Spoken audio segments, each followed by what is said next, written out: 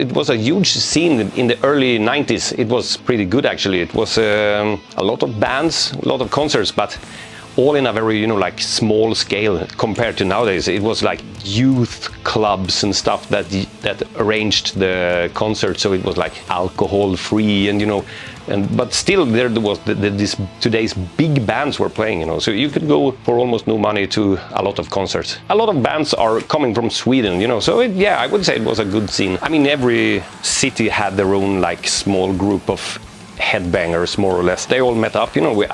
I learned to know a lot of people from all over, I mean, Norway, Sweden, all over, back in the early 90s, from, yeah, mostly concerts, but sometimes you just like found someone in a record store or whatever, you know, because it was a lot of more record stores back in the days. Because I lived quite close to Norway, so I usually went up to Sarpsborg or maybe Oslo sometimes.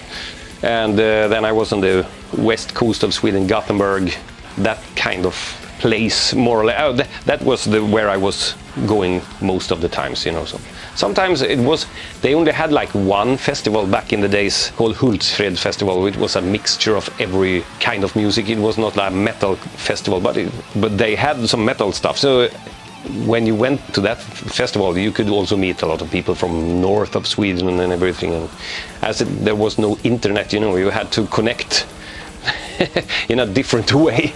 You had to kind of meet someone to, you know, start tape trading or whatever you wanted to do, you know.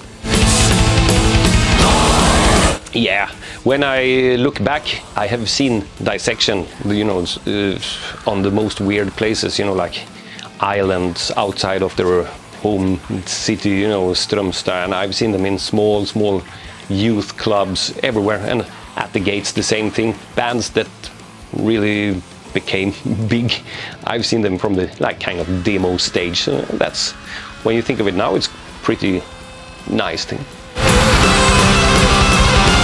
Well, yeah, now I live somewhere where they don't have many concerts here around where I live. So still there is still metal concerts, of course, but I choose more carefully now when I have to travel for like a few hours to go to any concert. So, but it's still probably kind of okay.